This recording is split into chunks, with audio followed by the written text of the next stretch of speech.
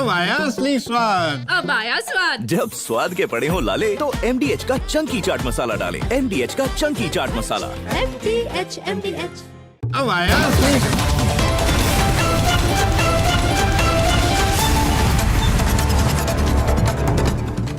नमस्कार दर्शकों, मैं हूं ऐश्वर्या कपूर और आप देख रहे हैं मेरे साथ पूछता है भारत। ऐश्वर्या के एजेंडा में दर्शकों बात आज संविधान की, बात आज पार्लियामेंट की। यह जब भी संसद का सत्र शुरू होने वाला होता है, जब भी 2014 के बाद से यह संसद का सत्र शुरू होता है,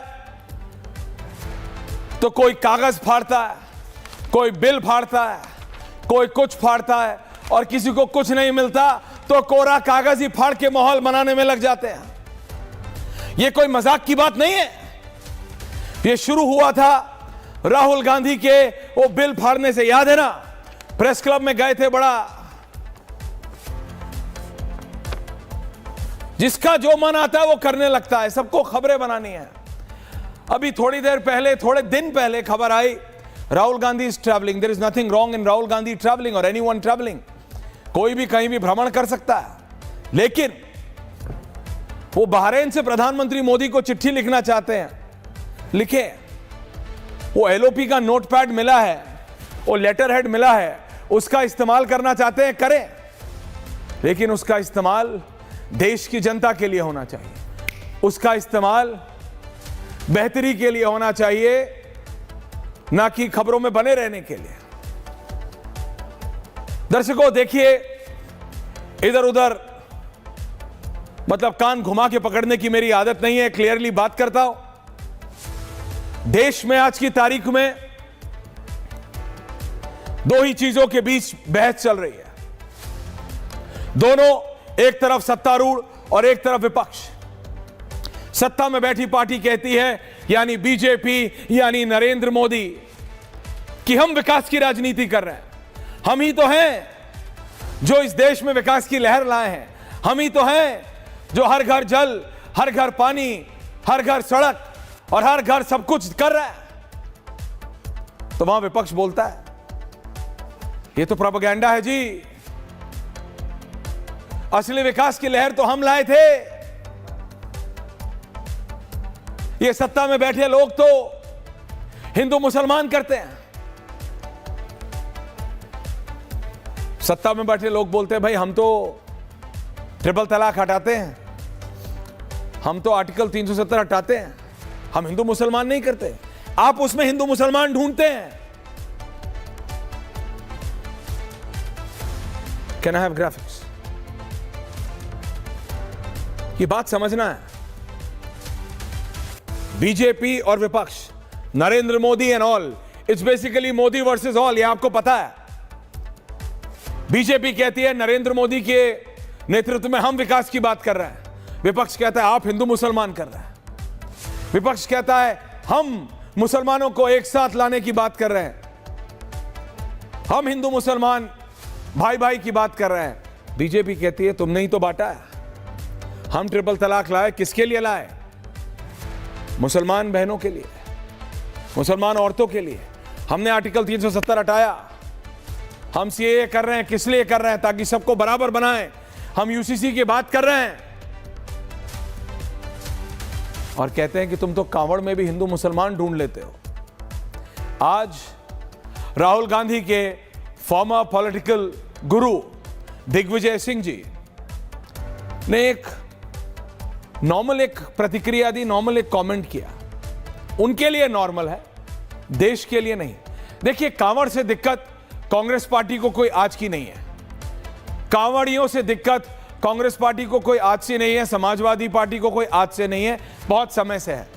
हालांकि अखिलेश यादव को अनिरुद्धाचार्य जी वाली वो तस्वीर निकालो और मेरे को चाहिए on air Sharma, I need that picture. वो अनिरुद्धाचार्य जी से बहस करके कि भगवान श्री कृष्ण का पहला नाम क्या था, बहुत मजा आ रहा होगा, उनको किसी ने ज्ञान दिया होगा। लेकिन विपक्ष को कांवड़ यात्रा से कुछ इनबिल्ट प्रॉब्लम है। कांवड़ यात्रा और नमाज की तुलना की गई है। देखिए, दो अलग अलग धर्म हैं, दो अलग अलग मजहब हैं, उनकी पूजा पद्धति, उनके आराध्य दोनों के लिए सर्वोपरि है। लेकिन एक बेसिक कॉन्सेप्ट होता है जो आपको समझाने की कोशिश कर रहा हूं। Can have the graphics. आप बहता पानी और ठहरा हुआ पानी समझते हैं? बहता पानी और ठहरा पानी। कांवड़ बहता पानी है। लोग एक जगह से चल रहे हैं, अपने घर से चलते हैं, मंदिर में जाते हैं, हरिद्वार जाते हैं, ऋषिकेश जाते हैं, देवप्रयाग जाते हैं, सोनप्रयाग जाते हैं, नीलकंठ जाते हैं, पानी लेते हैं और अपने अपने मंदिरों में आते हैं। यह बहता पानी है, ये चलते हैं। नमाज पूजा है, नमाज पूजा है। और फिर विपक्ष कहता है कि हम हिंदू मुसलमान नहीं कर रहे, हम तो विकास कर रहे हैं। Can I have the graphics? एक तरफ जो आप पहले चला रहे थे, दूसरी तरफ Kanwar. Yes, me in the middle, one graphic and one graphic. एक तरफ कांवड़ की विजुअल्स, एक तरफ ये हमको देखना है दर्शकों कि कौन विकास कर रहा है और कौन हिंदू मुसलमान। क्योंकि राजनेता चाहे सत्ता में बैठे हो या विपक्ष में, आरोप ही लगाते हैं। गलती कभी इनकी नहीं होती, गलती हमेशा दूसरे की होती है। तो आज समझना है कि आखिरकार चाहे बात कांवड़ यात्रा और नमाज की तुलना की हो, चाहे बात भाषाओं की हो, आप समझ रहे हैं ना, भाषाओं की हो, किसी की भी हो, वो हिंदू मुसलमान हो जाती है। प्रधानमंत्री नरेंद्र मोदी ने यह कहा था कि जब किसी गांव में, दूर सुदूर किसी गांव में, किसी कस्बे में सड़क जाती है तो वो ये नहीं देखती कि उस गांव में कितने हिंदू और कितने मुसलमान रहते हैं। वो ये देखती है कि उस गांव में हर घर में बिजली आनी चाहिए, 100 वॉट का बल्ब और पंखा जलना चाहिए। मैं मानता हूं आज भी 24 घंटे बिजली नहीं आती। अरे दिल्ली नोएडा में नहीं आती, तो गांव में क्या आएगी? लेकिन है कि नहीं है? जहां मटमैले पानी को कॉटन की मां या बहन की कॉटन की धोती में छान के पीना पड़े, उस समय से आज नलका लग गया। चाहे मान लीजिए कम से कम 24 घंटे में 3 घंटे पानी आता है, 2 घंटे पानी आता है, आता तो है। वो नलका देख रहा है क्या कि वो हिंदू है या मुसलमान का घर? नहीं। लेकिन कांवड़ यात्रा से प्रॉब्लम है। मैं नहीं कह रहा that everything is good with Kanwar यात्रा, मैं नहीं कह रहा। अभी सुधांशु जी जुड़ रहे हैं, इन 1 मिनट में जा रहा हूं। लेकिन बात विकास और हिंदू मुसलमान की है। बीजेपी कह रहे हैं हम विकास की बात कर रहे हैं, विपक्ष कह रहा है हम विकास की बात कर रहे हैं, उसके बीच में कांवड़ यात्रा कहां से आ गई? कांवड़ यात्रा के विजुअल्स, बात विकास की है। देखिए, मैं नहीं कहता ये नॉर्मल कांवड़ी है, आराध्य में लीन है, अपने चप्पल पहने हुए हैं, एक एक 2-2 बोतल लिए। मैं जानता हूं आजकल सोशल मीडिया ने हर चीज पे इंपैक्ट किया है, मैं इस पे सुधांशु जी से बहस करने को तैयार हूं। लेकिन इसका मतलब यह नहीं कि आप पूरी चीज को ही आप ब्लेम कर दें। सुधांशु जी को लाइए and Kanwar visuals in the middle, दोनों विजुअल्स। ओरिजिनल कांवड़ यात्रा क्या होती थी सुधांशु जी? क्योंकि अभी जब हम विकास की बात कर रहे हैं ना, तो ये कह रहे हैं कि देखो आप कांवड़ यात्रा करा रहे हो। ओरिजिनल कांवड़ यात्रा होती थी आप एक कलश, आप एक जल भी पानी ले आए और जाके भगवान शिव महादेव के ऊपर चढ़ा दे। बहुत है, एक बूंद भी बहुत होती है। मैं जानता हूं आजकल इंस्टाग्राम को लेके बहुत इशू हो गया, I am not saying everything is okay, लेकिन इसमें हिंदू मुसलमान सरकार कहां कर रही है? वो कह रहे हैं नमाज होने दो। मैं कह रहा हूं ये जो डीजे 1-1 करोड़ 2-2 करोड़ के DJ competition, 50 kilo 100 kilo 150 kilo Instagram के लिए लाना कि जी तितली कांवड़ और जी ये कांवड़, और मैं वो सब के मैं नहीं मानता। अगर इनकी श्रद्धा है तो करे, लेकिन मतलब हुड़दंगबाजी। और इसीलिए सरकारें ये काल नेमियों को पकड़ रही हैं कि कौन है ये जो भगवा पहन के करने की कोशिश करते हैं। बात इसकी नहीं है, बात है आपके सोच की। बात है जब आपकी यात्रा हो, जब आपके ताजिया की यात्रा हो तो सब ठीक है, यात्रा है। कांवड़ की यात्रा हो तो उसमें बीजेपी का सारा विकास खत्म और हिंदू मुसलमान शुरू हो जाता है। दिग्विजय सिंह की प्रतिक्रिया आती है। सुधांशु जी, मेरे को पता है ये पूरी डिबेट विकास पे जाएगी, लेकिन मैं एक कमेंट आपका इनिशियल चाहता हूं, not as a political leader, लेकिन क्योंकि आपका अध्यात्म में भी उतना ही ज्ञान है। कांवड़ यात्रा को वो नमाज से कंपेयर कर रहे हैं। I have an in principle problem. Sudhanshu ji 60-40। देखिए, दोनों में फंडामेंटल डिफरेंस है। नमाज एक प्रार्थना है और भगवान शंकर का जलाभिषेक एक बाकायदा पूजा पद्धति है। दोनों में जमीन आसमान का डिफरेंस है। यह उपासना है या अभिषेक है और वो सिर्फ प्रार्थना है। प्रार्थना कहीं से भी की जा सकती है, परंतु जलाभिषेक वो एक निश्चित स्थान पर होता है और स्थान वह जागृत माना जाता है, वो प्राण प्रतिष्ठित माना जाता है। उसके उपरांत ही वहां, ऐसा नहीं कि आप किसी भी शिवलिंग के ऊपर जाकर कर देंगे। और दूसरी बात मैं यह भी कहना चाहता हूं, जिन लोगों को इसमें कोई समस्या नजर आती है, तो भगवान शंकर किस चीज को रिप्रेजेंट करते हैं आज के इस आधुनिक युग में, तो ऐश्वर्य जी जो मैं पहले कह चुका हूं फिर रिपीट करता हूं। मैं जो हमारे सम्मानित प्रतिपक्ष से बोलने वाले लोग बैठे होंगे, मैं उनसे पूछना चाहता हूं, हम 2025 में बैठे हैं, 21वीं सदी शुरू हुए 25 साल हो गए, 24 साल पूरे हो गए। इन 24 सालों में सबसे बड़ी साइंटिफिक डिस्कवरी क्या है?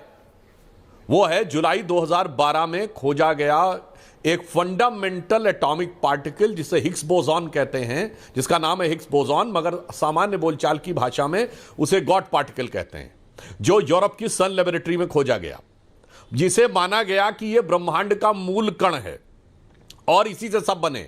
अब आप समझिए, उस सन लेबोरेटरी की लॉबी में आप जाके देखें तो नटराज करते हुए शिव की मूर्ति पर लगी हुई है। अब इतना ही नहीं है, उसके नीचे ऑस्ट्रियन साइंटिस्ट फिट्जे कैपरा का कोट लिखा है कि now the science has come to the conclusion that the perpetual creation and destruction of universe is like the cosmic dance of Shiva. मैं हिंदी में बता देता हूं, यानी विज्ञान अब इस निष्कर्ष पे पहुंचा है कि ब्रह्मांड का सतत निर्माण और सतत संहार भगवान शंकर के आकाशीय नृत्य की तरह है। यह कौन कह रहा है? मैं चैलेंज करके पूछता हूं, दुनिया में कोई ऐसा धर्म और मत, पंथ, संप्रदाय, रिलीजन बताइए जिसके भगवान की मूर्ति किसी लैब में लगी हुई हो। नंबर 2, वो एक साइंटिफिक थ्योरी को इंस्पायर कर रही हो। नंबर 3, ये कहने वाला साइंटिस्ट उस धर्म का ना हो। अपने धर्म के लिए तो किसी को प्रेजुडिस भी हो सकती है। एंड नंबर 4, अगर उसने तारीफ कर दी तो उससे यह ना कहा गया हो तुम कन्वर्ट हो जाओ। भगवान शिव की महिमा को इस रूप में समझना चाहिए। और जब हमारे कांवड़ यात्री जाकर जिस भी शिवलिंग मंदिर में उनका अगर वो जलाभिषेक करते हैं तो ये संपूर्ण राष्ट्र से कैसे जुड़ता है, उसी क्षण उनकी आस्था उत्तर में अमरनाथ से जुड़ती है, दक्षिण में रामेश्वरम से जुड़ती है, त्रयंबकेश्वर से जुड़ती है और मल्लिकार्जुन से जुड़ती है, काशी विश्वनाथ से जुड़ती है और सोमनाथ से जुड़ती है। और इतना ही नहीं, पशुपतिनाथ जो नेपाल में पड़ते हैं उनसे भी जुड़ती है और कटास राज्य जो पाकिस्तान में चला गया उससे भी जुड़ती है। तो यह भारत की शाश्वत, अविभाजित और सनातन चेतना का प्रतीक है, जिसमें विज्ञान भी है, जिसमें राष्ट्रीय एकात्मता भी है। और यह भगवान शंकर का स्वरूप यह भी दिखाता है कि भाई शंकर जी ने विश्व के कल्याण के लिए विष धारण किया था और इसीलिए उन्हें नीलकंठ कहा जाता है। और भारत ने हिंदुओं का सबसे बड़ा नरसंहार, जो विल डुरांट ने लिखा है वर्ल्ड की हिस्ट्री में अगर सबसे बड़ा जेनोसाइड, उन्होंने ये नहीं कहा one of the biggest genocide, वो होने के बाद भी संपूर्ण विश्व को मानवता के कल्याण का जो संकेत दिया। इसे अंत में मैं अटल जी की कविता की इस पंक्ति के साथ समाप्त करता हूं कि मैं आदि पुरुष निर्भयता का वरदान लिए आया भू पर, पय पीकर सब मरते आए मैं अमर हुआ लो विष पीकर, अधरों की प्यास बुझाई है मैंने पीकर वह आग प्रखर, हो जाती दुनिया भस्म सात जिसको क्षण भर ही छू कर, फिर भय से व्याकुल दुनिया ने आरंभ किया मेरा पूजन, मैं नर नारायण नीलकंठ बन गया न इसमें कुछ संशय, हिंदू तनमन हिंदू जीवन रग रग हिंदू मेरा परिचय। नहीं, बहुत दिक्कत होगी अंसार रजा साहब को, सोमनाथ भारती जी को, रत्नाकर त्रिपाठी जी को, सतीश के सिंह जी को, वो समझेंगे नहीं। आप देखिए सतीश के सिंह जी, अगर सड़कें बनी नहीं होती हैं, आपको याद है, मैं कैसे नाम भूल रहा हूं, वाजपेयी जी की सरकार में Sudhanshu ji road and transport minister, Khanduri साहब, जनरल खंडूरी साहब, सड़कें बननी शुरू हुई। अभी गडकरी जी ने इतनी सड़कें बना दी। पहले आपको पता है कांवड़ दिल्ली गाजियाबाद यहां से जो जाती थी हरियाणा राजस्थान से, वो गाजियाबाद इंदिरापुरम से ना गंग नहर है, ये गंग नहर होते हुए मोदीपुरम, मोदीनगर, मुजफ्फरनगर होते हुए रुड़की घुस जाती थी, फिर रुड़की से हरिद्वार पहुंचती थी। अभी इतना 4x4 का हाईवे बन गया है, 4 लेन जाता है, लोगों से बर्दाश्त नहीं होती, मैं मानता हूं। लेकिन अंसार साहब, दिस कंपैरिजन इज रॉन्ग। और विकास की तुलना में यह बोलना कि देखो ये तो सिर्फ कांवड़ यात्रा का विकास किया है और कुछ विकास नहीं किया, this is just in principally wrong. तुलना ही नमाज और कांवड़ की गलत है। और यह कहना कि कांवड़ यात्रा बड़ी हो गई है, कांवड़ बड़े हो गए, यह है विकास भारतीय जनता पार्टी का, यह कैसे सही है अंसार साहब?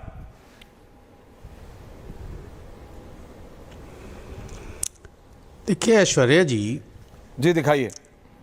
दिग्विजय सिंह साहब का बयान हमने सुना, बयान हमने सुना। उन्होंने कहा कि दो लोगों के लिए अलग अलग कानून हैं। उन्होंने नमाज को और कांवड़ को का मुकाबला नहीं किया है। उन्होंने दो तरीके के कानून की बात की है कि मुसलमानों के लिए देखिए ये कानून है और हिंदुओं के लिए ये कानून है, कांवड़ियों के लिए ये कानून है, नमाज के लिए ये कानून है। उन्होंने बराबरी किसी की नहीं की है, सबकी अपनी अपनी धर्म की आस्था है। हम किसी को कोई किसी के मुकाबले में कोई चीज़ खड़ी नहीं करना चाहते। लेकिन आप ऐश्वर्या जी एक बात बताइए, क्या इस मुल्क में, क्या उत्तर प्रदेश में ये नहीं कहा गया है कि अगर आप होली के 2 बजे से पहले तक अगर आपको किसी के सिर रंग की दिक्कत है और अगर कुछ पाया गया तो आपका लाइसेंस रद्द कर दिया जाएगा? आपको विकास नहीं दिखता? बिल्कुल भी जो है वो पासपोर्ट जब्त कर लिया जाएगा। एक मिनट, कहा कि नहीं कहा गया जी, ठीक है ना? और वहां 2 बजे तक लोगों ने होली खेली, नहीं कर रहे किसी। लेकिन उसी आदमी ने जो आदमी ये कह रहा है कि हम आपका पासपोर्ट रद्द कर देंगे, जो जबकि उसको अधिकार नहीं है पासपोर्ट रद्द करने का, लेकिन वो डरा करके ये बात कह रहा है कि तुम्हारा पासपोर्ट रद्द हो जाएगा, अगर आपको रंग से दिक्कत हो अपने घर बैठिए। दूसरी चीज, अगर दिल्ली में एक आदमी ने जगह की कमी की वजह से अगर रोड पे नमाज पढ़ ली है तो पुलिस वाले जूता मारेंगे, उसको लात मारेंगे। हम कह रहे हैं कांवड़ खूब निकले, उनकी हिफाजत होनी चाहिए, उन्हें जगह देनी चाहिए निकलने के लिए। लेकिन अगर आप शासक हैं तो आपके लिए दोनों लोग बराबर होने चाहिए। अगर आप कांवड़ियों पे फूल बरसाते हैं, अच्छी चीज है, तो अगर नमाज हम रोड पे पढ़ रहे हैं जगह की कमी की वजह से, तो हमें कम से कम फूल ना बरसाओ, सुकून से नमाज तो पढ़ने दो। 5 मिनट 7 मिनट लगता है, 7 मिनट लगता है सर। अब नहीं अंसार साहब, मैंने आपको बोलने दिया 1.5 मिनट, लेकिन आप बात समझिए। सुधांशु जी ने शुरू किया, हालांकि आप विकास पे नहीं बोल रहे, आपको लगता है कांवड़ के साइज बड़े हो गए तो वही विकास है। सुधांशु जी जवाब देंगे आपको, लेकिन उन्होंने बताया 2 अलग अलग चीजें हैं। एक पूजा की पद्धति है, एक यात्रा है। सर सड़क यात्राओं के लिए बनी है, पैदल हो, साइकिल हो, स्कूटर पे हो, मोटरसाइकिल में हो। नहीं किया उनसे सर, आपने उनसे विकास पे सवाल ही नहीं किया, वो क्या विकास पे बोलेंगे? और सुधांशु जी विकास पे क्या बोलेंगे? मुझे बताएं जरा क्या विकास हुआ है, बताएं तो सुधांशु जी। इस काउंटर एक-एक करके आ रहा हूं। सुधांशु जी, पूरे देश में। ओके अंसार साहब, सुधांशु जी इस काउंटर किए गए हो। सुधांशु जी कुछ बोलना चाह रहे हैं। मुसलमानों के लिए यूसीसी ला रहे आप, मुसलमानों के लिए 370 हटाई आपने, मुसलमानों के लिए, हिंदुओं के लिए आपने क्या किया बताइए ना, 5 काम बताइए हिंदुओं के लिए क्या किया आपने। मौलाना साहब ने जो कहा है मैं उसका दोनों का जवाब देता हूं। उनकी बात से मैं पूरा इत्तेफाक रखता हूं कि इस देश में 2 कानून है हिंदू और मुसलमानों के लिए। मुसलमानों के लिए मुस्लिम पर्सनल लॉ है, हिंदुओं के लिए ठेंगा है। मुसलमानों के लिए हज सब्सिडी थी, हिंदुओं के लिए मेला टैक्स था। मुसलमानों के लिए वक्फ बोर्ड था कि जो मैंने कह दिया वक्फ बाय यूजर के हिसाब से जमीन हमारी। हिंदुओं के लिए प्लेसेस ऑफ वर्शिप एक्ट था कि अगर बाबा भोलेनाथ का काशी विश्वनाथ मंदिर मेरे पास हिस्टोरिकल एविडेंस भी है तो तुम भाई कोर्ट नहीं जा सकते। राम मंदिर में खुदाई के ऊपर वो लगा हुआ था। बाकी मुस्लिमों को 4 बीबी रखने का अधिकार है, वो महरम था, फलाना था, ढिमाका था, मैं उस पर नहीं जाना चाहता। मगर मौलाना साहब ने एक बड़ी अच्छी बात कही। मौलाना साहब आप भूल गए, आप परमिशन लेके देवी के पंडाल भी लगते हैं, गणपति जी के पंडाल भी लगते हैं। नमाज जहां बैठे परमिशन ली है कि नहीं? अगर बगैर परमिशन के आप सड़क पे बैठेंगे तो समस्या है। परमिशन, और आपके मुंह से क्या वर्ड निकला कि अगर जगह की कमी है। मैं दर्शकों से कहना चाहता हूं, वक्फ बोर्ड के पास 39 लाख एकड़ जमीन है। मैं फिर कह रहा हूं 39 लाख एकड़ जमीन है, जो पूरी दुनिया में सबसे ज्यादा जमीन अगर किसी देश के वक्फ बोर्ड के पास है। अगर हिंदुस्तान के सारे मुसलमान बैठ जाएं सारे मुसलमान बैठ जाएं नमाज के लिए तो 39 लाख एकड़ जमीन नहीं कब्जा होगी भाई। यानी आप उसमें से बच्चों को, बुजुर्गों को हटा दे। सोचिए, इतनी जमीन होने के बाद कहना कि हमें सड़क पे, और मैं कहना चाहता हूं आप तो कहीं भी बैठ के नमाज कर सकते थे ना, बिल्कुल नियम की बात है। आप पार्क में कर सकते थे, आप अपने ईदगाह में बैठ के कर सकते हैं। अच्छा, उत्तर प्रदेश में एक मिनट, सरकार ने बोला है, पार्लियामेंट्री अफेयर्स मिनिस्टर ने फ्लोर ऑफ द हाउस पे बोला है, बता सकते हैं मौलाना साहब, हवा में नहीं बोल रहा हूं, संसदीय कार्य अल्पसंख्यक मंत्री ने संसद के सदन में सरकार के द्वारा वक्फ बोर्ड की 39 लाख एकड़ जमीन आज है। और यह भी मैं बताना चाहता हूं, मोदी सरकार में इस एक्ट का दुरुपयोग करके 22 लाख बढ़ी है। 1913 में वक्फ बोर्ड का एक्ट आया, 2013 तक 17 लाख एकड़ थी, फिर 21 लाख कुछ हजार एकड़ बढ़ गई। मैं पूछना चाहता हूं भाई, 39 लाख एकड़ के बाद सड़क के ऊपर नमाज चाहिए, यह फंडामेंटल अंतर है। मगर एक मिनट सुधांशु जी, आप बोल रहे थे, मैंने डिस्टर्ब नहीं किया था, आप बात लॉजिक पे बात कीजिए। आप नहीं ऐसा नहीं, आप गलत। अरे मैंने तो फैक्ट कोट किया है, कहां भाषण बोला भाई? नहीं करके नहीं निकल जाएंगे। मैंने तो मुसलमानों के 6 साल बताए जो उनको मैं चैलेंज करके पूछता हूं, बताइए सर, उनके लिए अलग कानून है भाई? एक एक करके प्लीज। माननीय गृह मंत्री ने, एक मिनट, एक करके बोलिए, अपना टर्न का इंतजार करिए मौलाना साहब ने। मौलाना साहब अपने टर्न का इंतजार करिए। सर एक मिनट सर, मैं इंतजार कर रहा हूं, पहले सुन लीजिए आपकी बात को काउंटर। माननीय गृह मंत्री साहब ने पार्लियामेंट में कहा कि एनआरसी किसी का बाप नहीं रोक पाएगा, और रामलीला मैदान में प्रधानमंत्री ने कहा कि एनआरसी की कोई बात नहीं हुई है। अब बताइए किसकी बात सही है, प्रधानमंत्री की या अमित शाह की? बोलिए आप, अभी बताइए, अभी मैं दोनों बयान सुनवा दूं आपको। सुनिए, हाँ अरे दोनों नहीं, मैं तीसरा बयान भी बताता हूं मेरे भाई, पूरी जानकारी लेके आया करिए मौलाना साहब। गृह मंत्री जी ने कहा कोई नहीं रोक पाएगा, मगर उन्हीं गृह मंत्री जी ने गुलाम नबी आजाद साहब नेता प्रतिपक्ष थे, और मैं बैठा हुआ था उस समय सदन में, गृह मंत्री जी ने कहा, अरे भाई क्यों बीच में, अब क्या तरीका है बीच में आप दूसरे सेंटेंस में फिर बोलने लगे? मेरी बात पूरी होने दीजिए, मैं चैलेंज करके कह रहा हूं, राज्यसभा की प्रोसीडिंग कोई निकलवा ले। गृह मंत्री जी ने कहा अभी एनआरसी कोई लागू नहीं होने जा रही, एनआरसी की कोई। फिर सुनिए, गुलाम नबी आजाद साहब खड़े हुए, उन्होंने कहा सरकार के पास कोई एनआरसी की अभी योजना है? गृह मंत्री जी ने कहा नहीं है। गुलाम नबी आजाद साहब ने कहा यदि गृह मंत्री संसद के पटल पर कह रहे हैं कि सरकार एनआरसी नहीं करवा रही है और न उसने अभी कोई योजना बनाई है, तो मैं इस पे यकीन करता हूं और बैठ जाता हूं। वही बात प्रधानमंत्री जी ने कही। क्यों आधी चीज लाके भरमाने की कोशिश करते हैं मेरे भाई? यही चक्कर है, आधी पर्दी बातें कहते हैं, नहीं रोक पाएगा आगे के लिए। और मैं पूछना चाहता हूं क्या समस्या थी एनआरसी में भाई?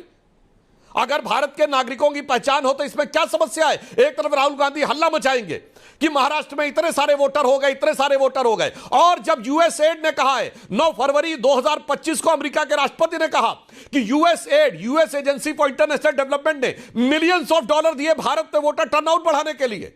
उन्होंने कहा मैं समझ नहीं पा रहा हूं यूएसएड का भारत के चुनावों में मतदाताओं की संख्या बढ़ाने से क्या लेना देना है? आपको तो कहना चाहिए इसकी जांच कराओ। मेरे भाई आप कह रहे हैं कि एनआरसी ना कराओ, यही है दोहरा चरित्र। इसीलिए मैंने कहा मौलाना साहब, अब एक लाइन में मैं यह भी कह दूं विकास की बात, तो मैं दर्शकों को बताना चाहता हूं, जब तक मौलाना साहब जैसे लोगों को सिजदा करने वाली सरकारें थीं, भारत की विकास दर 2% रहती थी, जिसे हिंदू ग्रोथ रेट कहते थे। 1.5%, 2%, 2.5%, 60 का दशक, 70 का दशक, 80 का दशक, 90 का दशक। महंगाई की दर हमेशा विकास की दर की दुगनी से अधिक होती थी। 10%, 11%, 15%, 16%, और कोई दर्शक जाके चेक कर ले 1973-74 में 27-28% रही है महंगाई की दर। 1991 में जब बाबरी मस्जिद के नाम पे ये लोग राजनीति कर रहे थे, 19-20% थी। सोना गिरवी रखा जा चुका था।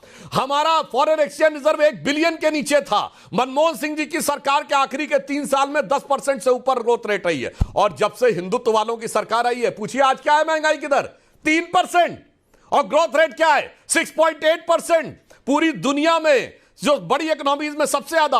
और हम चौथी बड़ी अर्थव्यवस्था है, चौथे बड़े स्टॉक एक्सचेंज है, तीसरे बड़े ऑटोमोबाइल मैन्युफैक्चरर है, तीसरे बड़े एयरपोर्ट के सेक्टर बने हैं, दूसरे बने मोबाइल के मैन्युफैक्चरर हैं, तीसरे बड़े ऑटोमोबाइल के मैन्युफैक्चरर हैं।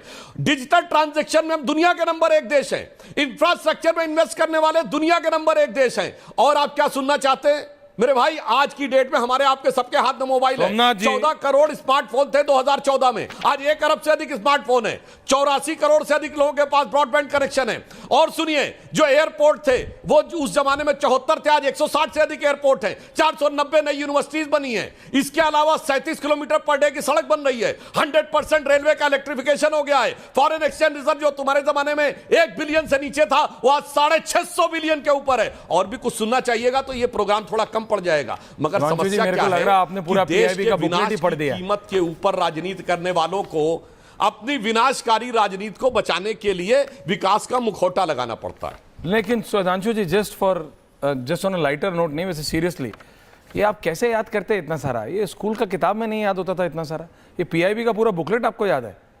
पीआईबी जो एनुअल रिपोर्ट जारी करती है वो पूरा बुकलेट आपको मतलब कंठस्थ याद है? You just gave out the facts like how? नहीं सर, नहीं, मैं कह रहा हूं you just give out the facts like how. इसलिए सोमनाथ भारती जी हंस रहे हैं, सतीश के सिंह जी हाथ देख रहे हैं अपना, रत्नाकर त्रिपाठी जी फोन पे बात कर रहे हैं, because no one has counter on facts. लेकिन सोमनाथ भारती जी, आपको भी यही लगता है क्या कि बस कांवड़ का साइज बड़ा हुआ है, यही विकास हुआ है? सोमनाथ जी देखिए, ऐसा ऐश्वर्या जी, जिस प्रकार से सुधांशु जी ने अपनी बातें रखी, जो पहला इनका टर्न था, मुझे लगा कि कोई महात्मा बोल रहा है।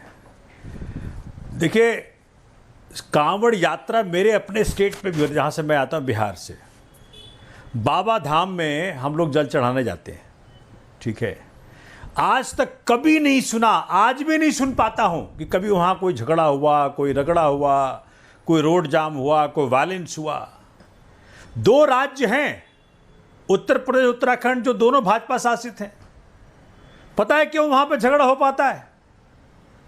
ये डेलिबरेट है, लॉ एंड ऑर्डर की मुसीबत नहीं है। ये डेलिबरेट है कि वहां पे ऐसा हो और फिर दिग्विजय सिंह जैसे नेता हो जो कि कुछ बोले, उनको फिर एंटी हिंदू करार दिया जाए और भाजपा को फिर उसका हिंदुत्व का फायदा मिलना शुरू हो जाए। ये डेलिबरेट है। मुझे पहले लगता था कि यहाँ पे लॉ एंड ऑर्डर की मुसीबत है, लेकिन नहीं, क्योंकि बड़े बड़े धार्मिक अनुष्ठान भी कराए जाते हैं जो कि अच्छे तरीके से हो सकता है। तो मुझे लगता है कि ये चाहती है भाजपा कि यहाँ हिंदुस्तान के अंदर ऐश्वर्या जी जब भी डिबेट कराएं उसमें हिंदू मुसलमान जरूर हो, मौलाना साहब कुछ बोलें, सुधांशु जी कुछ बोलें, और दोनों में ऐसा लगे कि भाई हिंदुओं को देखभाल करने वाला तो भाजपा ही है। इस प्रकार का डेलिबरेट है। आप विकास की बात कर रहे हैं, बहुत विकास अच्छा हुआ।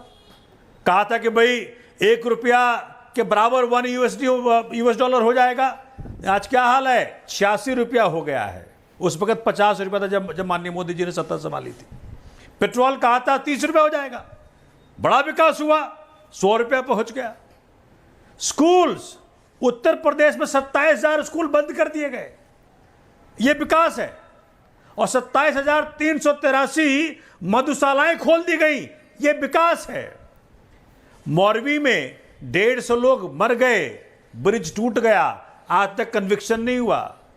अभी एक ब्रिज गिरा बड़ोदरा में, उसमें 20 लोग मर गए, कोई कन्विक्शन नहीं हुआ। देखिए, बिहार में 12 दिन में 17 पुल गिरे, ये विकास है। विकास जब आप बात करते हैं ना, 45 साल का सबसे ज्यादा अनएम्प्लॉयमेंट रेट है अभी, ये विकास है। हॉस्पिटल्स नहीं है देश के अंदर, स्कूल्स नहीं है देश के अंदर, ये विकास है। और आप जब बात करते हैं ना ऐश्वर्या जी, मैं बड़े ध्यान से सुनता हूं आपकी बातें, थैंक यू सो बोलते हैं, बड़े पैशन से बोलते हैं आप। मुसीबत यह है कि जो सुधांशु जी बोल रहे हैं, क्या मुसीबत? उसमें चूंकि ले जाते हैं अध्यात्म की तरफ चर्चा को, तो आदमी क्या करे, वहां तो चुप हो जाना है। क्योंकि भगवान शिव की बात तो करी उन्होंने, लेकिन महादेव को जब देखते हो जो पिस भी गए सारे, उनका नीलकंठ कहलाया, उनका नाम हो गया। साथ में सिर पे चंद्रमा भी है।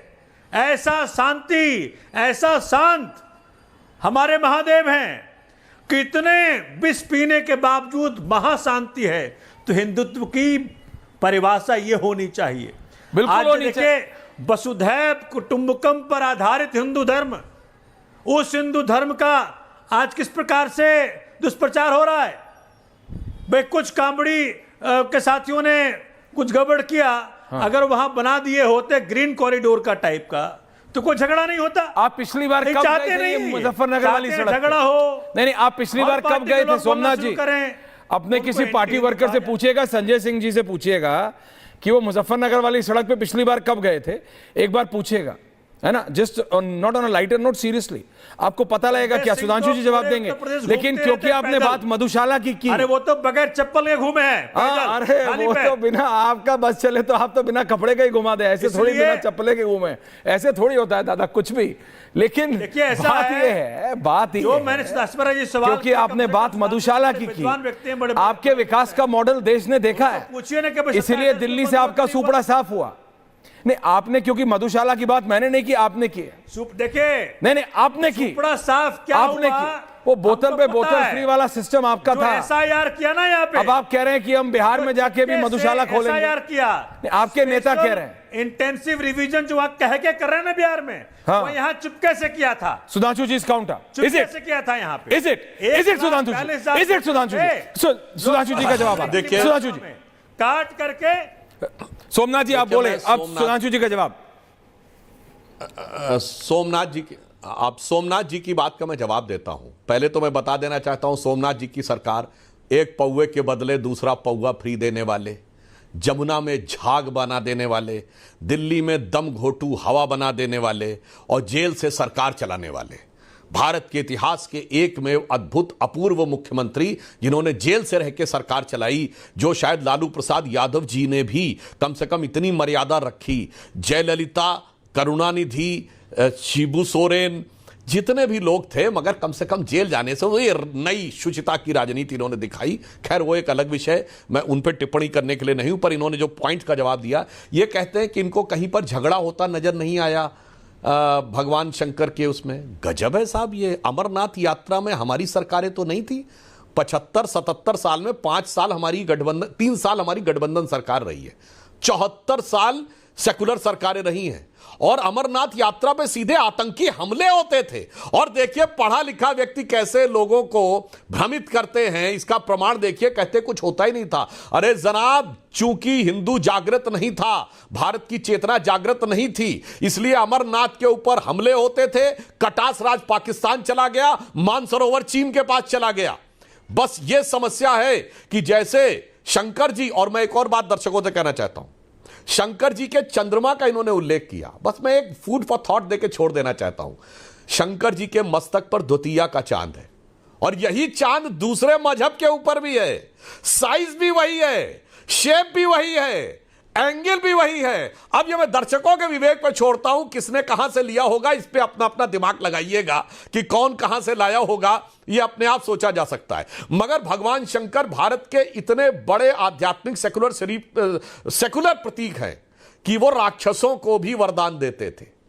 रावण ने भी अगर तपस्या की तो वरदान दिया, भगवान ने तपस्या की तो भगवान को भी वरदान दिया। मुझे लगता है दुनिया में कोई ऐसा धर्म बताइए, दुनिया में कोई ऐसा भगवान का स्वरूप बताइए जो कहता हो कि मैं इतना साइंटिफिक हूं, कर्म के सिद्धांत से बधा हूं कि अगर जिसने तपस्या की मैं उसको दूंगा, बगैर भेदभाव के दूंगा। यही तो विचार है, यही विचार जो प्रधानमंत्री श्री नरेंद्र मोदी जी को प्रेरित करता है, जो ये कहते हैं कि मैं मधु से अनभिज्ञ आज भी जीवन भर विषपान किया है, किया नहीं विध्वंस विश्व का आजीवन निर्माण किया है, और मुट्ठी भर अवशिष्ट भस्म पर जीवन भर अभियान किया है। यही संघ परिवार ने भी किया था, मुट्ठी भर अवशिष्ट भस्म पर जीवन भर अभियान किया है, किया नहीं विध्वंस विश्व का आजीवन निर्माण किया। और अंत में बात कह दूं, सोमनाथ जी आप पढ़े लिखे व्यक्ति हैं, पीछे पुस्तकें दिख रही हैं, आप जोश में कैसा गलत बोल जाते हैं। 45 साल का सबसे बड़ा अनएम्प्लॉयमेंट 2025 में बैठे हैं। 45 साल कब आते? 1980 में भारत की विकास दर, एम्प्लॉयमेंट दर क्या थी? 19, पता है आपको फॉरेन एक्सचेंज रिजर्व कितना था? $7.5 बिलियन। हम नहीं बोल रहा हूं, कोई जाके चेक कर ले, सारे दर्शकों से कहता हूं, $7.5 बिलियन भारत का फॉरेन एक्सचेंज रिजर्व था। 1980 में चाइना का $2.5 बिलियन था। चाइना हमसे बहुत पीछे पड़ा हुआ था, बहुत पीछे। हम उससे बहुत आगे थे। और आज 1980 के दौर में हम लोग बच्चे थे, आपको भी याद होगा, अरे नौकरी के लिए लाले पड़े रहते थे साहब, नौकरी नहीं मिलती थी आदमी को। 91 में तो हालत ही खराब हो गई थी, अर्थव्यवस्था का भट्टा बैठ गया था, एक साल में 2 बार रुपए का भी मूल्यांकन करना पड़ा था। मगर देखिए कैसे आके लोग झूठ बोल देते हैं, 45 साल की सबसे बुरी अर्थव्यवस्था और ये वाली बात। फिर भी आपको कोई और भी समस्या हो तो मैं एक और बात बता देना चाहता हूं सुधांशु जी, अभी भारत ने परसों ही अपना जो पावर का जनरेशन है वो 50% क्लीन एनर्जी कर लिया है। 290 गीगावाट की सोलर एनर्जी हमने बनाई है। आज हम इंटरनेशनल सोलर अलायंस को लीड कर रहे हैं। सोलर एनर्जी बनाने वाले आगे नहीं है, दुनिया में सोलर एनर्जी को लीड करने वाले देश हैं। और विकास का सबसे बड़ा प्रमाण यह है कि एक लाइन और बोल दूं, ऑपरेशन सिंदूर के बाद यूरोप की डेजॉल्ट एविएशन यानी रफाल बनाने वाली कंपनी ने अपने फ्यूजलाज बनाने का कॉन्ट्रैक्ट टाटा डिफेंस को दिया है। यानी अब भारत फ्रांस के सबसे आधुनिक विमान को के एक हिस्से का मैन्युफैक्चरिंग कर रहा है। चांद के अछूते कोने को पहुंचे हैं, वो सारी बात छोड़िए, मगर क्या बताएं, जब तक नजरों पे चश्मा मोदिया बिंदु का रहेगा तब तक मोदी का विकास कैसे दिखेगा? एक नया है। रत्नाकर जी बताइए, इतना सब कुछ हो रहा, आपको सिर्फ कांवड़ का साइज दिख रहा है। त्रिपाठी जी अनम्यूट, प्रभु अनम्यूट, त्रिपाठी जी अनम्यूट। चीजें दिख रही हैं ऐश्वर्या जी। जी बताएं। जैसे सुधांशु जी ने भगवान शिव को आकाशीय कह दिया, ब्रह्मांडीय है। कॉस्मिक डांस ऊर्जा का ब्रह्मांडीय नृत्य है, आकाशीय नहीं है। समुद्र मंथन आकाश में नहीं हुआ था, जिसके जहर के चलते यह मान्यता है कि कांवड़ के जाकर के लोग शिव जी को जल चढ़ाया करते हैं। वो आकाश में नहीं हुआ था सुधांशु जी। आपने बड़े ताव से बोला मुस्लिमों के लिए कानून है, हिंदुओं के लिए नहीं है। सांसद हैं आप। Hindu marriage act 1955, Hindu succession act 1956, Hindu adoption and maintenance act 1956, Hindu minority and guardianship act 1956, income tax में हिंदू अनडिवाइडेड फैमिली। तो ऐसा नहीं है कि संविधान में हिंदुओं को फायदा नहीं पहुंचाया गया है, और मुसलमानों को ही सारा जो है वो अमृत पिला दिया गया, हिंदुओं को विष पिलाया गया, जो आप इतनी देर से सिद्ध करना चाहते हैं। और मेरा थोड़ा ऑब्जेक्शन इस पे भी है, जो आपने कहा दूज का चांद होता है। शंकर जी के सर पे अर्धचंद्राकार है। वंदे बोधमयम नित्यम गुरु शंकर रूपिणा यमाश्रुतो ही वक्रोपी चंद्र सर्वत्र वंदते। छोटा चांद नहीं होता है, अर्धचंद्राकार होता है। और शिव जी से लेकर के आप नमाज पे मत आइए। नमाज निश्चित तौर पे एक अलग परंपरा है, प्रार्थना है। हम भी तो प्रार्थना करते हैं, पद्धति थोड़ी है। हम कांवड़ से ले आते हैं, हम प्रार्थना करते हैं, हम जल चढ़ाते हैं, गल चढ़ाते हैं हरिद्वार से, गोमुख से, इन जगहों से। उत्तर भारत की परंपरा है, राष्ट्रीय परंपरा नहीं है साहब। पूरे राष्ट्र में कांवड़ यात्रा नहीं निकलती, दिखा दीजिएगा आप मुझे। यह उत्तर भारत की परंपरा है, बहुत ही अच्छी परंपरा है। मैं इस परंपरा पे कोई टिप्पणी नहीं कर रहा, पर आपको सिर्फ इतना बता रहा हूं कि हमारे यहाँ, आप तो सांसद हैं, सब जानते होंगे, हम छोटी सी बात जानते हैं। हमारे यहाँ 12-15 साल पहले इलाहाबाद से लेके वाराणसी तक की दाहिने तरफ की, बाएं तरफ की, इलाहाबाद से आने वाली पूरी सड़क आरक्षित कर गई कांवड़ियों के लिए। और उस समय जो शब्द बोला ना प्रशासन ने, कहा कि यहां बवाल हो जाता है, आग लग जाती है, ये हो जाता है। इसलिए मैं नहीं मानता कि सारे कांवड़िए उत्पाती होते हैं, बहुत श्रद्धा के साथ होते हैं। लेकिन जो खबरें आती हैं जिस तरह से होता है, अब आप कहेंगे मुहर्रम में होता है, नमाज में होता है, तो क्या करें, एक गलत को दूसरे गलत सही मान लें। हम सनातनी है ना, तो हम तो अपनी बात करेंगे मान्यवर। तो आप मुझे बताइए, और आपने अभी इतना गिनाया 490 यूनिवर्सिटी, ये फलाना ठिकाना। अरे नाम बदलने से होता है। छोटी सी बात बता रहा हूं आपको, चंदौली के जिला अस्पताल को आपने मेडिकल कॉलेज घोषित कर दिया, नई यूनिवर्सिटी तैयार हो गई मेडिकल की। 1 अप्रैल 2019 से जो सड़कें नापी जाती थी इलाहाबाद से बनारस की 120 किलोमीटर, 8 लेन को आपने कहा, क्या कहा आपने? कहा अब ये 1060 किलोमीटर मानी जाएगी। मानक बदल दीजिए, नाम बदल दिए, चीज बदल दीजिए, कहिए हमने बना दिया। रीवा एयरपोर्ट की दीवार अभी अभी कोलैप्स कर गई 3 दिन पहले। अहमदाबाद में अभी ब्रिज गिर गया बड़ोदरा से आनंद के बीच में, 20 लोग मर गए, पैसा आप दे रहे हैं। मोरवी का ब्रिज गिरा, अटल सेतु में क्रैक आ गए, और सब गलती कांग्रेस की है। कई बिलियन डॉलर इधर, कई बिलियन डॉलर इधर, मैन्युफैक्चरिंग सेक्टर इधर, सब कुछ इधर। पुराना ही शेर है, आप भी बोल चुके होंगे आदम गोड़वी साहब का कि तुम्हारे फाइलों में गांव का मौसम गुलाबी है, मगर ये आंकड़े झूठे हैं, ये दावा किताबी है। आप बहुत फ्लो में बोलते हैं, इसमें कोई दो राय नहीं है। विद्वान भी है, ये सभी मैं मानता हूं, लेकिन जिस तरह से आप गलत बात बोल जाते हैं ना, उससे थोड़ा सा मुझे क्षोभ होता है। मैं आपका बहुत सम्मान करता हूं, टीवी पे बोल रहा हूं, मैं आपका बहुत सम्मान करता हूं। सम्मान में आप सारा खेल कर जाते हैं। इस देश में सिर्फ मुसलमानों की सुनी जाती है, हिंदुओं की सुनी। हाँ, ये जरूर होगा कि यूनिफॉर्म सिविल कोड जब आएगा तो उसमें हमारा हिंदू अनडिवाइडेड फैमिली भी चला जाएगा। ओके, ये जरूर। ओके, डिवाइडेड फैमिली होने लगेगी। अब आपका चांस है, आप जो बोल रहे हैं। सतीश जी और फिर सुधांशु जी। सतीश जी से भी चला जाता हूं, सुधांशु जी, फिर आप एक साथ दोनों का जवाब दे दीजिएगा। Thank you. 1 versus 4। Thank you. Now Satish ji. जी ठीक है, ठीक। अरे तो सुधांशु जी से, हाँ ग्राफिक्स सुधांशु जी को तो बोलने का माइके है तो क्या है। मैं ये कह रहा हूँ, देखिए मेरे को बड़ा ही अटपटा लगता है, और बहुत दुख भी होता है, बहुत दुख होता है, सच में बता रहा हूँ कि ऐसा सुधांशु जी बताते हैं कि ऐसा विकास हो गया, क्या हो गया, पता नहीं क्या हो गया। मैं भी कहता हूँ विकास हुआ है, मैं भी कहता हूँ। दुख इस बात का होता है कि भाई 75 साल गिराते हैं आप, उसमें 20 साल आपके बीजेपी या उनके सहयोगियों के बाहर अंदर से सरकार रही है, 20 से कम नहीं रही है। और ये कह देना कि उनके दौरान कुछ हुआ ही नहीं, यहाँ पर जो आप बेईमानी करते हैं, यह मैं बोलता हूँ कि आप मुंह से भ्रष्टाचार करते हैं। आपने कहा 74 एयरपोर्ट आपके मुंह से निकल गया, तो 74 एयरपोर्ट पता नहीं कब क्या बने, वो छोड़ दीजिए। क्या आप मानते हैं कि उन लोगों ने कोई काम ही नहीं किया?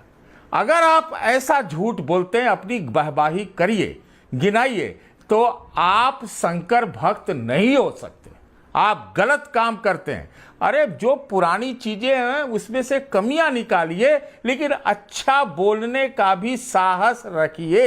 हम बोल रहे हैं आपके लिए कि कई चीजें अच्छी हुई हैं, गति पकड़ी है, लेकिन आपने जो उन लोगों ने आधार बनाया था, उसी के आधार पर आपने थोड़ी गति पकड़ी है। और गड़बड़ियां अगर गिनाने आ जाऊं तो जितना आप अच्छाइयां गिना रहे हैं, उतना गड़बड़ियां मैं भी गिना दूंगा। एक गड़बड़ी मुझे बहुत सताती है कि जिस देश में 85 करोड़ लोगों को मुफ्त राशन देना पड़े, मैं बार बार कहता रहा हूं, मैं उसमें आप अमेरिका को टप जाएं, चीन को भी टप जाएं, तो मैं उसको जीरो विकास मानता हूं, जीरो। सुधांशु जी, इस काउंटर उसके आधार और एंडिंग कमेंट्स के लिए देखिए, अब देखिए सतीश जी फिर जो कहते हैं, मुझे भी बड़ा दुख होता है कि विद्वान लोग कैसे बोलते हैं। भाई साहब, 80 करोड़ लोगों को आपको अनाज तो दिख रहा जीरो।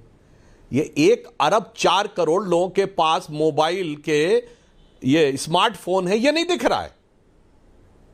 84 करोड़ ब्रॉडबैंड कनेक्शन है, ये नहीं दिख रहा है।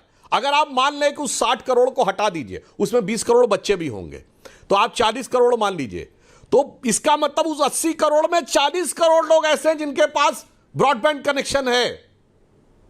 महोदय, इसका मतलब उस 80 करोड़ में 50 करोड़ लोग ऐसे हैं जिनके पास स्मार्टफोन है। इसे कहते हैं साहब, जानते क्या है? देखिए अभी रत्नाकर जी ने कितनी अच्छी बात कही, वो बोलते बोलते कितना अच्छा शेर बन गए कि तुम्हारी बातें किताबी हैं, मौसम गुलाबी है। ये इनके ही जमाने में लिखा गया शेर था।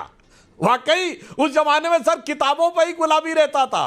और मैं रत्नाकर जी से कहना चाहता हूं, उन्होंने सही बात कही। अरे भाई, मैंने बोला था perpetual creation and destruction of universe, तो अब अंतरिक्ष ही बोला था हमने ब्रह्मांड बोला था, और ब्रह्मांड आकाश से ही दिखता है। पर दूसरी बात मैं कहना चाहता हूं, विकास की बात इन्होंने कही, तो एक बात इन्होंने कहा हिंदू मैरिज एक्ट। साहब, हिंदू मैरिज एक्ट हिंदुओं के लिए नहीं लाया गया था, ना वो किसी हिंदू धर्म ग्रंथ से प्रेरित है। चूंकि मुसलमानों पर लगाने की हिम्मत नहीं थी, इसलिए उसे हिंदू मैरिज एक्ट नाम दिया गया। यह बात जवाहरलाल नेहरू ने खुद बोली है, यह बात कि मैं मुस्लिमों को इसमें नहीं इंक्लूड कर सकता। और यह भी बात बता दूं, इसीलिए हिंदू मैरिज एक्ट से हिंदू, सिख, जैन, बौद्ध सब गवर्न होते थे। सिख कभी 2013 में आनंद मैरिज एक्ट करके अपना अलग किया है, प्रावधान वही है। मुसलमानों से डर की वजह से हिंदू मैरिज एक्ट नाम रखा गया। और आज भी मैं कहना चाहता हूं, इन लोगों ने लिविंग रिलेशनशिप को मान्यता दी है, वो सिर्फ हिंदुओं पे लागू है। समलैंगिक विवाह को इन्होंने मान्यता दी, मौलाना साहब के रीजन पे नहीं लागू है। हैसियत नहीं है कि उन पे लागू करके दिखा दें। सिर्फ हिंदुओं के ऊपर ही ये सारी बात करनी। अनडिवाइडेड फैमिली, अरे भाई साहब, हिंदुओं की फैमिली को डिवाइड करने का तो पूरी व्यवस्था कर रखी है। ऐसी व्यवस्थाएं, सामाजिक व्यवस्थाएं बनाई हैं, वातावरण बनाया है, कानून बना दिए हैं। भाई भाई लड़ो, सरकार है। बाप बेटे लड़ो, सरकार, जाओ कानून में। मियां बीबी लड़ो, खूब लड़ो आपस में, धुम धड़म धड़ैया रे, सबसे बड़े लड़ैया रे, सारी फैमिली आपस में लड़ती रहो। अब मैं एक बात और भी कहना चाहता हूं, एक रत्नाकर जी, रिलैक्स साहब। विकास जानते हैं क्या अंतर हुआ है? रत्नाकर जी, आप तो वाराणसी के रहने वाले हैं। जब काशी विश्वनाथ कॉरिडोर नहीं बना था, 2019 में केवल 30 लाख लोग आए थे काशी विश्वनाथ में, और पिछले साल कितने लोग आए? 16 करोड़। काशी का विकास थोड़ी हुआ होगा इससे। अब आइए साहब, राम मंदिर में 2024 भारत के इतिहास का पहला साल है। अगर सबसे ज्यादा विजिटर्स आते थे कहीं तो ताजमहल पे आते थे। 2024 पहला साल बना है जब सबसे ज्यादा अगर विजिटर्स आए हैं तो राम मंदिर अयोध्या में आए हैं, तकरीबन 30 करोड़ से ऊपर। महोदय, उससे कोई विकास थोड़ी हुआ होगा अयोध्या का। इसी वजह से आज हमारे उत्तर प्रदेश में पहले केवल 2 एयरपोर्ट होते थे, आपकी सरकार आने से, हमारी सरकार आने से पहले आपकी सरकार के दौरान, लखनऊ और वाराणसी। अब लखनऊ है, वाराणसी है, अयोध्या है, प्रयागराज है, गोरखपुर है और कुशीनगर है, भगवान बुद्ध की जन्मस्थली। 3 तो इंटरनेशनल फ्लाइटें तक जाती हैं। इसलिए मैं कह रहा हूं, विकास भी हुआ है और विरासत का भी गर्व हुआ है। और इसीलिए मैं कहना चाहता हूं, विकास और विरासत देखना है तो भारत का एक गांव ऐसा है जहां सब कुछ सोलर एनर्जी से होता है। घर की बिजली से लेके, स्ट्रीट लाइट से लेके, पब्लिक जो पावर जनरेशन से लेके, ट्यूबवेल से लेके, सब कुछ। वो जानते कौन है? गुजरात का मोढेरा गांव। मगर उसी गांव में भगवान सूर्य का एक मंदिर भी है। यह है वो भारत जो विकास और विरासत के गर्व को साथ लेकर चलता है महोदय। इसीलिए हम भी वो साथ देने की बात कहते हैं। इसलिए गुलामी की मानसिकता को छोड़िए। और अब मेरा मानना है, विकास के इस नए स्वरूप को स्वीकार करिए। क्या जरूरत है पिछली बार लड़ने का, जो सतीश जी कह रहे हैं? अरे भाई सतीश जी, अब नए नजरिए। सतीश जी ने आज एक नया वर्ड कॉइन किया, वर्बल करप्ट। सिर्फ नकारात्मक दृश्य देखना छोड़िए। ओके, रत्नाकर जी, एंडिंग कमेंट्स। अरे तो ये मैं दर्शकों के विवेक पे छोड़ता हूं। ओके, सुधांशु जी, पहले झूठ बोलना छोड़िए। आपने आकाशी नृत्य कर रहे हैं, ये लोग कर रहे हैं। ओके, आपने आकाशी नृत्य किया था, कहा था आपने, ब्रह्मांडी नहीं कहा था। प्लीज गलत बोलना छोड़िए, सच्चा झूठ बोल जाते हैं। अच्छा, टॉपिक पे आएंगे आप। आकाश ब्रह्मांड, महादेव के यूनिवर्स आकाश से दिखता है। अच्छा, एक मत टोकिए रत्नाकर जी। हाँ, हमारे हम ये गणना आप करते हैं, लगे हुए हैं। काशीवासी नहीं करते हैं। कभी भी आपने गणना चालू की, इतने लोग आए, इतने लोग आए। हमारे यहां कभी गणना नहीं हुई। कि आपको लगता है कि भाजपा ने विश्वनाथ जी के यहां लोगों का आना बढ़ा दिया? अगर आपको यह लगता है ना, तो निश्चित तौर पे जानिएगा, आज नहीं 5 साल के अंदर तांडव नृत्य आप ही के दफ्तर पे होगा। और आपने कहा हम तो डिवाइड कर रहे हैं, भाई से भाई को लड़ा रहे हैं। अरे भाई से भाई तो महाभारत में भी लड़े थे, क्या करेंगे? उसमें भी कांग्रेस थी। हम अगर डिवाइड कर रहे होते तो हम हिंदू अनडिवाइडेड फैमिली का एक्ट बना रहे होते। और नेहरू जी ने कह दिया हिंदू मैरिज एक्ट करेंगे, तो भाई मैरिज एक्ट जब करेंगे 2 लोग का, सुधांशु जी लास्ट में हिंदू ही ना करेंगे। ओके रत्नाकर जी, अंसार साहब नहीं, रत्नाकर जी का लास्ट में 50 के बाद ये जो लास्ट आता है ना, पुश, हाँ, वो मेरे ट्रैफिक वाले आके मेरे को किसी दिन दे जाएंगे अगला पुश। हम तो उसमें डाल देंगे। अंसार साहब ऐश्वर्या जी सुनिए जी। हाँ जनाब, पहली बात तो सुधांशु त्रिवेदी जी ने कहा कि 104 करोड़ लोगों के पास स्मार्टफोन है। तो ये बीजेपी ने बांटे हैं, ये तरक्की हुई है। अरे कहां बांटे हैं? खरीदने पड़ रहे हैं महंगे। दूसरी चीज किसको बांटे मुझे तो मिल नहीं रहा। सुनिए, बीजेपी ने बांटे क्या? वो ये कह रहे हैं, एक आदमी तो ऐसा मिलता है नहीं। उस वक्त टोकना चाहिए था। अरे बीजेपी के काडर वाले खुद परेशान है जब ये झूठ फैला रहे थे। अंसार साहब, बीजेपी के काडर वाले खुद परेशान है। आप यूपी में किसी बीजेपी के विधानसभा, अंसार साहब, आप यूपी में किसी बीजेपी के विधान, आप किसी, अरे सुनने में, आप किसी एमएलए से बात कर लो, एमएलए से बात कर, एमएलसी से बात कर लो, किसी जिला परिषद के बात कर, सब परेशान है। सब परेशान है, कोई नहीं बांट रहे, ये तो अपने लोगों में नहीं बांट परेशान है ना, तो आपने सुधांशु जी को क्यों नहीं टोका? फिर नहीं, जब क्योंकि वो लोग 104 खरीद रहे हैं। बोल रहे थे, क्यों नहीं टोका? लोग भाषण आप करवा, आप अपना हाथ दिखाओ। अच्छा चैलेंज है, चैलेंज है, मैं आपको अपना फोन दिखाता हूं, आप अपना फोन दिखाओ, स्मार्टफोन है कि नहीं है। ये एक रियलिटी है। देखो सुधांशु जी एक बहुत स्मार्ट वक्ता है, लेकिन हमारे है ना, दिखाओ दिखाओ दिखाओ, चंदे से नहीं लिया, दिखाओ है कि नहीं? तो किसी ने नहीं खरीदा है चंदे से लिया मैंने। सुनिए मेरी बात, आप लोग स्मार्ट नहीं है मैंने सर। सुधांशु जी को अगर लपेटना है तो कैसे लपेटेंगे? ऐसे नहीं कि स्मार्टफोन सब अपने अपने पैसे से खरीद रहे हैं। लेकिन आपको पता है प्रॉब्लम क्या है? ना इंटरनेट से रोटी बनती है और ना एप्पल के स्मार्टफोन से तनख्वाह आती है। हाँ, आपका भी एप्पल है, समझो मेरी बात। अगर आपको सुधांशु जी को घेरना है तो इससे घेरो ना कि हाँ हिंदुस्तान में सबसे सस्ता इंटरनेट है, लेकिन क्या सबसे सस्ते इंटरनेट से रोटी खाते हो? ये आप लोग सवाल नहीं पूछते हो, गलत राह पे चले जाते हो। हाँ, इतने लाख स्मार्टफोन बन गए। अरे तो इतने लाख स्मार्टफोन, ये भी तो देखो लाखों रुपए के हो रहे हैं। इन्होंने क्या उतनी तनख्वाह बढ़ी है क्या? अंसार साहब आज आप गलत ढर्रे पे जा रहे हैं, ये रियलिटी है। ये आप लोग पूछते नहीं हो। ये पूछो ना, एप्पल आईफोन बना रहा है तो एप्पल का आईफोन 1.5 लाख से ऊपर का हो गया। EMI पे ले रहे हैं लोग। क्या आप खाली भाजपा तनख्वाह बढ़ रही है क्या? नहीं बढ़ रही। सोमनाथ जी, टेस्ला आ गई वहां पे। एलोन मस्क से मैंने 3 साल पहले जब मोदी जी गए थे, मैंने पूछा था वॉल्डॉफ में, उन्होंने कहा था यस आई विल कम। वो ले आए, लेकिन जो अमेरिका में 35 लाख की है वो यहां पे 70 लाख की दे रहा भाई, उसकी मर्जी है। तो भैया उतना पैसा भी तो होना चाहिए खरीदने के लिए। सोमनाथ जी, एंडिंग कमेंट्स। गलत लाइन पे चले जाते हैं, कोई बात नहीं। सोमनाथ जी, आपके डिबेट कराने का तरीका मुझे बड़ा पसंद आता है। देखिए सुधांशु जी जो कह रहे थे अयोध्या में इतना विकास हो गया, इतना विकास हो गया। अरे विकास हो गया होता, अगर जनता को लगता विकास हो गया है तो अयोध्या और अयोध्या के इर्द गिर्द की सीटें आप हारते MP चुनाव में, लोकसभा के चुनाव में। दूसरी बात आपने कह दिया कि जी कुशीनगर में भगवान बुद्ध जन्मे। अरे भगवान बुद्ध जन्मे नहीं महाराज, आप विद्वान व्यक्ति हैं, लेकिन आपसे चूक हो गई। भगवान बुद्ध वहां चोला त्यागे, जन्मे नहीं थे, वो उनकी निर्वाण स्थली थी। और तीसरी बात, जी निर्वाण स्थली, माफ करिएगा मैं आपको ये कोई बात। तीसरी बात, अगर विकास इतना हुआ होता सुधांशु जी, तो आप विकास को ग्राउंड बनाते ना चुनावों में। आपने कभी विकास को ग्राउंड बना जैसे हम बनाते हैं? देखिए दिल्ली का आपने तो शराब को बनाया था सोमनाथ जी। नहीं, आपने तो शराब को बनाया था। लेकिन एक सवाल जो आप चारों को करना चाहिए था, मैं कर रहा हूं। डेटा सस्ता है कि आटा सस्ता है? ये आप लोग करते नहीं। ये रत्नाकर जी, डेटा की आटा, डाटा की आटा। ये राहुल गांधी जी को विदेश से आने का मौका मिलेगा तब तो पूछेंगे ना, क्यों नहीं बढ़ा? उनको पता ही नहीं है। एवरेज इनकम बढ़ा नहीं है आज तक। वो तो अभी भी वो मिक्स फ्लोर खा रहे हैं। हाँ, सुधांशु जी, एंडिंग कमेंट्स। देखिए, एक बात तो मैं सोमनाथ जी का इस बात के लिए धन्यवाद देना चाहूंगा कि इन्होंने ये कहा कि हम लोग लोकसभा में अयोध्या और आसपास की सीटें हार गए थे। मतलब चुनाव आयोग ने अच्छा काम किया था, निष्पक्ष और प्रभावी कार्य किया था। इसके लिए आपको बहुत बहुत धन्यवाद।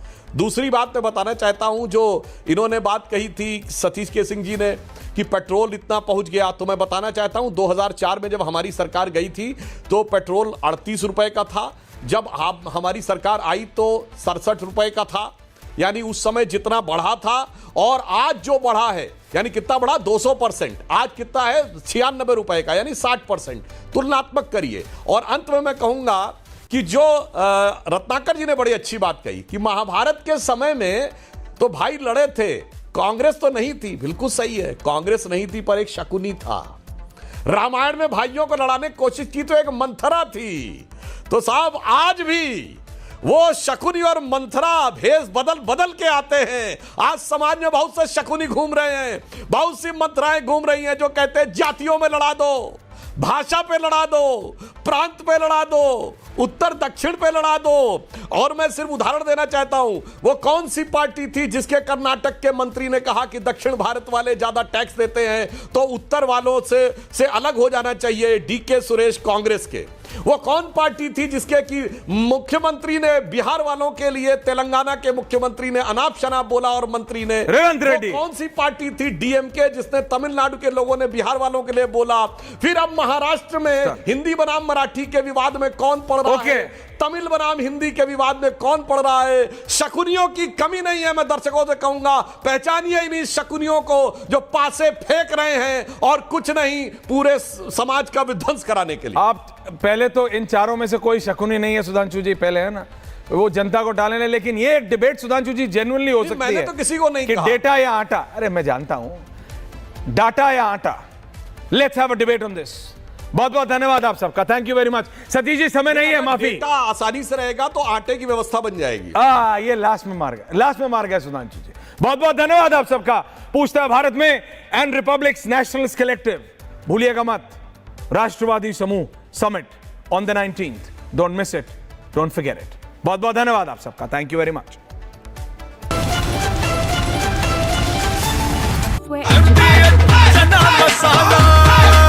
अब छोलिया हो या लोबिया, सफेद चने या काले चने, सबको मजेदार बने।